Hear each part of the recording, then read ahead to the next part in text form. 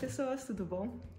Sejam bem-vindos de volta ao canal A Física. Se você estava aqui semana passada, muito obrigada por voltar e por continuar me escutando. Se você acabou de cair de paraquedas aqui, eu acabei também de começar o canal, então tá tudo certo.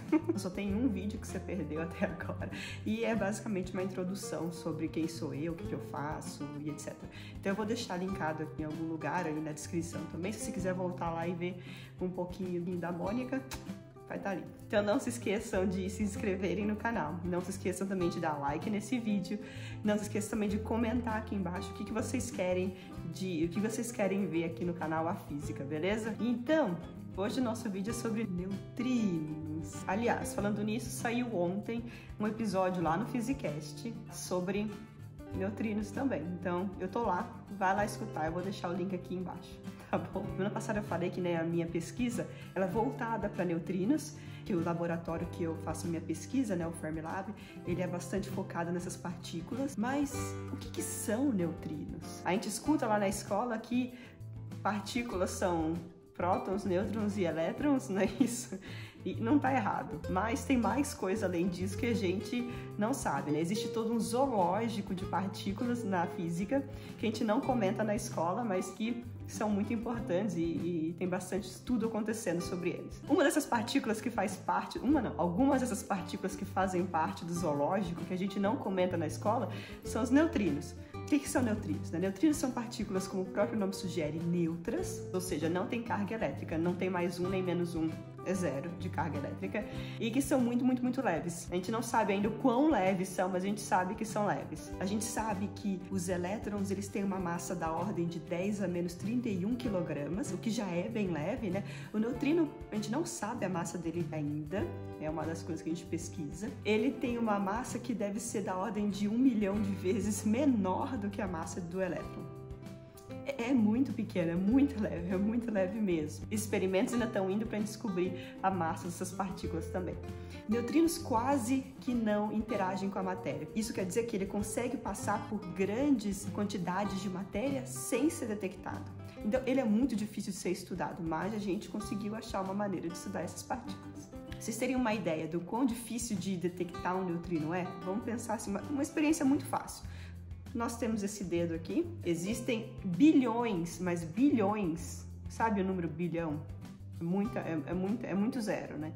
Existem bilhões de partículas, de neutrinos, passando pela ponta do meu, não tô nem olhando o dedo inteiro, tô olhando para a ponta do dedo. Então existem bilhões de partículas, existem bilhões de neutrinos passando pela ponta do meu dedo por segundo. Só isso.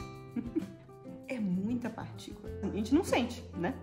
Se a gente sentisse, se ele interagisse com a gente ia estar sentindo agulhada, talvez. A gente estaria sentindo alguma coisa. Mas a gente não sente nada. Mas como é que essa partícula, então, foi descoberta? Como é que ela caiu no nosso colo? Né?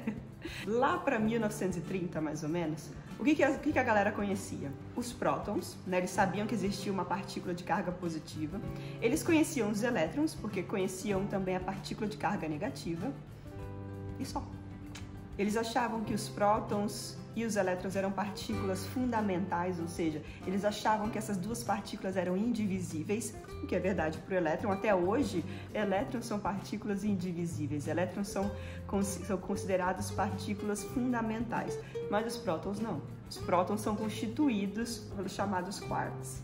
Aí eles estavam estudando o que a gente chama de decaimento beta. Decaimento beta, de uma maneira geral, é um átomo se transforma em outro átomo e nessa transformação, né, nesse decaimento, existe a emissão de um elétron, que é a chamada partícula beta. De maneira mais profunda, né, um pouquinho mais profunda, é um nêutron, na verdade, se decaindo em próton e com a emissão de elétron. Mas na época eles não conheciam o nêutron ainda, então na época eles olhavam para o átomo como um todo. Então o átomo de um tipo se transformou num átomo de outro tipo e um elétron saiu, uma partícula beta saiu. Então, na verdade, isso é um decaimento em dois corpos. Você tem um corpo no estado inicial e dois corpos no estado final. Um átomo no começo, um átomo e um elétron no estado final. Se o decaimento fosse exatamente assim, o elétron tinha que ter sempre a mesma energia. Então, todo decaimento a gente tinha que medir o elétron sempre com a mesma energia. Só que, não. Cada vez que eles faziam a medida, a energia do elétron dava um valor diferente. hora era mais baixa, hora mais alta. Ele conseguia assumir várias energias possíveis, tinha todo um espectro de energia que o elétron podia assumir. Só que isso não faz sentido no decaimento de dois corpos. Não faz sentido no decaimento de dois corpos. Mas e aí, né? Se não faz sentido, o que acontece? Muita coisa que a gente mexe na física envolve conservação de energia, né? É uma coisa que a gente não consegue viver sem na física. Então, se a gente confia na conservação de energia, esse decaimento está errado, tem alguma coisa estranha. Mas ao mesmo tempo, o decaimento está acontecendo, a gente consegue ver ali, né? Aí, os cientistas estavam estudando isso, falaram, deu bosta, a gente vai ter que abandonar a ideia de conservação de energia, tá tudo errado, socorro. Imagina, né? Chegaram a pensar em abandonar a conservação de energia, o que é uma coisa assim impensável pra gente. Mas, beleza. Então, aí o Pauli, né, um outro cientista dessa época, ele foi meio ousado. Ele resolveu propor a existência de uma outra partícula que também estava sendo emitida no decaimento beta, mas que a gente não detectava. Pensa na audácia para 1930, onde só se conheciam próton e elétron. Aí ele veio me falar que existe uma outra partícula nesse decaimento que está saindo do decaimento sem ser detectada. Ele estava, na verdade, propondo a existência de uma nova partícula que seria um fantasma, né? Ela só estaria ali para roubar a energia e sair correndo. E ninguém conseguia detectar, né? Você acha que foi fácil isso? Você acha que a galera levou de boa isso? Acho que foi uma coisa bem complicada. Só que para isso acontecer, né, para essa partícula poder sair do decaimento sem ser detectada, significa que ela é neutra, significa que ela interage pouquíssimo com a matéria e significa que vão levar anos ainda para já conseguir confirmar a existência dessa partícula. Então, foi uma coisa muito doida que esse cara propôs. Um pouquinho mais para frente, um físico italiano, Enrico Fermi, ele chamou essa partícula de neutrino, né, que seria um nêutron pequeno, e beleza, mas essa partícula ficou só no papel, né? Ninguém conseguia ver essa partícula, ninguém conseguia detectar, ninguém conseguia ver nada, né? E aí, com essa partícula que o Fermi propôs, o neutrino, o decaimento beta era explicado maravilhosamente bem e todo mundo ficaria feliz, a conservação de energia estaria a salvo, todo mundo ficaria feliz. 1950 e bolinha, 1956, eu acho, 26 anos depois disso, fizeram o primeiro experimento onde conseguiram detectar o neutrino. Conseguiram detectar a porra do neutrino. Olha que maravilha. O importante aqui, o neutrino existe, né? Não era só um argumento matemático para resolver o problema do decaimento em dois corpos, né? Mas neutrino existe. Todos felizes, aí sabemos como detectar neutrinos, ele existe, lindo e maravilhoso, ótimo. Lembra dos neutrinos que eu falei lá no começo do seu dedo? Neutrinos aqui no seu dedo? A maior parte deles, tipo, quase que todos eles, vêm do Sol. O Sol é a nossa maior fonte natural de neutrinos. E aí estavam estudando os neutrinos emitidos pelo Sol. Tem uma cacetada deles chegando na Terra, por que não estudar, né? Aí beleza. Eles sabiam o mecanismo de produção de neutrinos do Sol, né? Sabiam descrever toda a produção de neutrinos vindos do Sol. Sabiam descrever como os neutrinos chegavam até aqui, né? Então sabiam fazer a conta para ver quantos neutrinos do Sol iam chegar aqui na Terra. Eles fizeram a conta, né? A gente espera medir X neutrinos aqui na Terra, vindos do Sol. Ah, beleza, de boa, vamos lá medir. Então lá medindo, 1/3 dos neutrinos. Refaz conta. Temos que medir X. Refaz experimento. 1/3.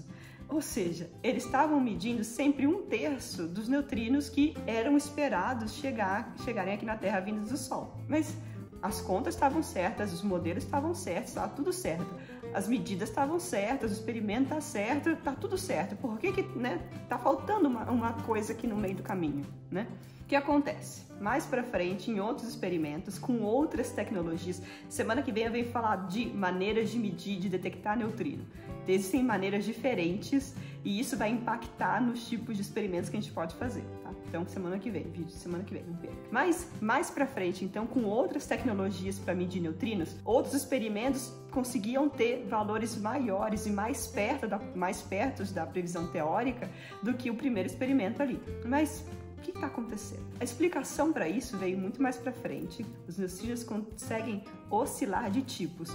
Tinha um parênteses aí no meio que eu não contei para vocês, mas é o seguinte: existem 3 tipos de neutrinos. O que a gente sabe? Existem 3 sabores de neutrinos, que é o que a gente chama. Existe um neutrino associado ao elétron, que é o neutrino eletrônico. Existe um neutrino associado ao muon.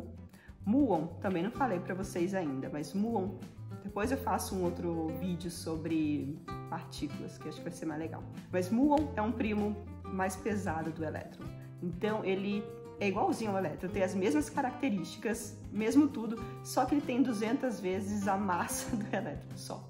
Mas tá ali, é um primo do elétron, então muon. Então existe também um neutrino associado a ele, e existe também nessa família mais um primo do elétron mais pesado ainda, que é o tau, e existe também um neutrino associado a ele. Então existem 3 partículas primas, elétron, muon e tau, e cada um deles tem o seu neutrino associado. Beleza, então existem na verdade 3 tipos de neutrinos. Toda vez que eu falo de neutrino, existem na verdade em 3 tipos. Até hoje são 3.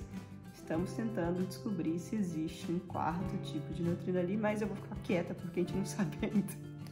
Então deixa isso que em algum momento do futuro eu trago para vocês. Mais para frente descobriram que os neutrinos vindos do Sol são do tipo eletrônico. Então o neutrino que vem do Sol, ele nasce do tipo eletrônico, só que à medida com que ele viaja, né, do Sol até a Terra, à medida com que ele se propaga do Sol até a Terra, ele consegue fazer uma coisa muito louca. Ele consegue trocar de tipo, ele consegue trocar de sabor.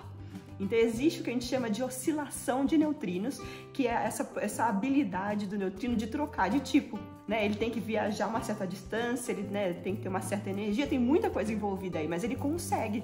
É como se você fizesse assim, ó. Imagina que você vai ao mercado, aí lá você compra você tá desejando sorvete de chocolate. Você vai lá ao mercado, você compra sorvete de chocolate.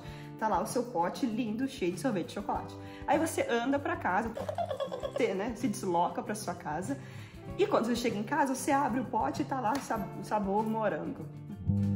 Aí eu queria sorvete de chocolate. É a mesma coisa com o neutrino. Então os neutrinos, eles nascem de um certo jeito, eles se propagam por uma certa distância, e eles são detectados, eles podem ser detectados de outro jeito. Isso é o que a gente chama de oscilação de neutrinos. A gente não sabe ainda como que isso acontece 100%.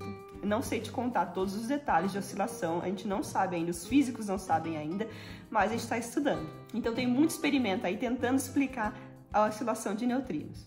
Peraí que isso merece um chazinho, que eu tô com sede. Adoro esse chá, é muito gostoso. Meu namorado fala que ele tem gosto de pé.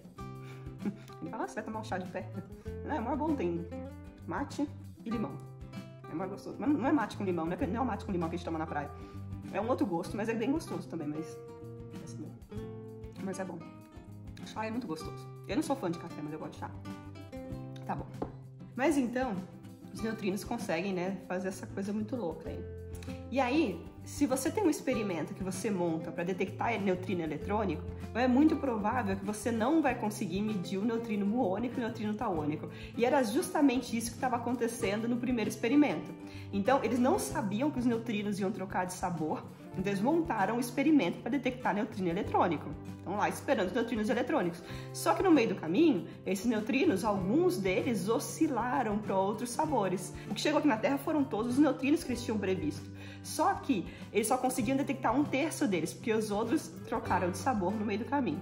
Mas aí, outros experimentos apareceram com outras tecnologias que conseguiram medir os 3 tipos de sabor.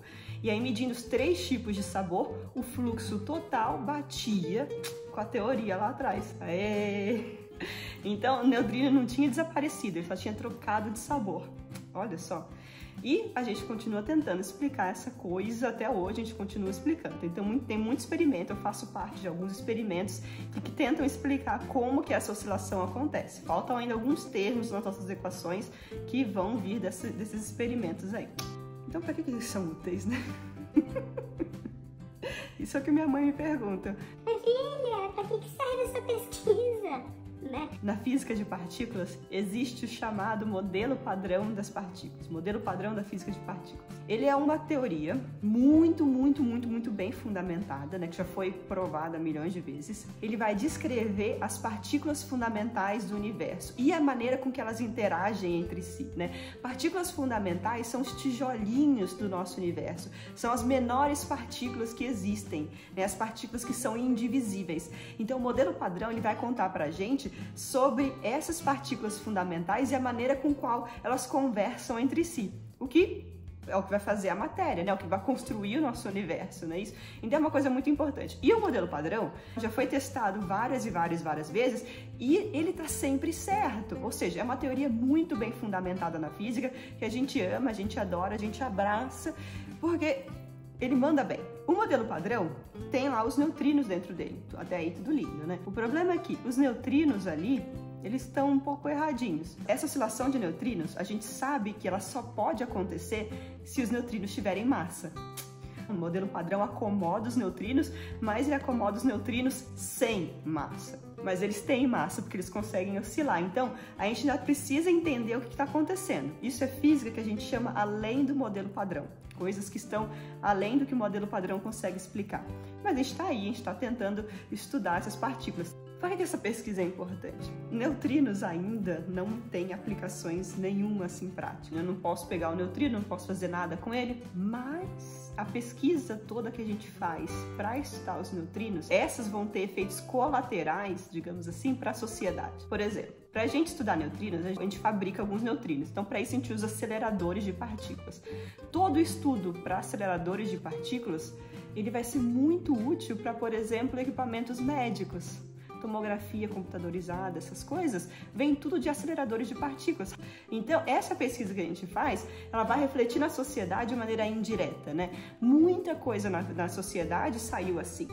A internet, do jeito que a gente usa hoje, ela foi desenvolvida por pesquisadores na área de física de partículas, porque precisavam transmitir volumes muito grandes de dados. O forno de micro-ondas também foi detectado, foi inventado por acidente. Então, essas coisas assim, ninguém vai lá. Vou inventar o forno de micro-ondas. Não. É outra pesquisa que tá rolando, outra coisa que tá acontecendo, e aí, cacete, esse negócio é estranho, eu posso usar ele para fazer essa outra coisa, sabe? É um negócio assim, tipo, é muito do nada. Então, para isso que a pesquisa é muito importante, para isso que a gente precisa continuar fazendo pesquisa, né? Mas outra coisa também, a gente conhece pouquíssimo do universo. A gente consegue enxergar 4% do universo. Quando eu digo enxergar, não é só olho nu. Não é só eu olhar para o céu, aquilo é 4% do universo, não. O que eu digo de 4% que eu consigo ver é através de olho nu, é através de experimentos, né? Então, experimentos que detectam ondas de rádio, raios gama, essas coisas todas, isso é coisa visível pra gente, são coisas que a gente consegue ver. Então, de tudo que a gente consegue detectar no universo, isso corresponde a 4% dele. Tem muita coisa que a gente não sabe, muita coisa mesmo que a gente não sabe que tá por aí. Então, tem matéria escura, tem energia escura, a gente sabe que eles existem, a gente sabe ver alguns efeitos deles. Se você quer saber mais de matéria e energia escura, põe aqui pra eu saber que eu vou gravar um vídeo sobre isso. Mas existem essas coisas por aí, a gente não sabe direito ainda o que elas são, o que é a matéria escura, quais as partículas compõem a matéria escura, a gente não sabe ainda. Aí a nossa pergunta é, a gente ainda não compreende ainda 100% dos neutrinos. Então, será que os neutrinos podem trazer alguma informação pra gente sobre essas coisas que a gente não sabe ainda? Será? Tem muita dúvida aí no ar. Nossa, chovendo pra cacete aqui. Então, para isso que a pesquisa é muito importante, para isso que a gente precisa continuar fazendo pesquisa, né? Mas então é isso, pessoas. Semana que vem eu volto com um vídeo de detectores de neutrinos, beleza? Então, um super beijo para vocês e até semana que vem. Tchau!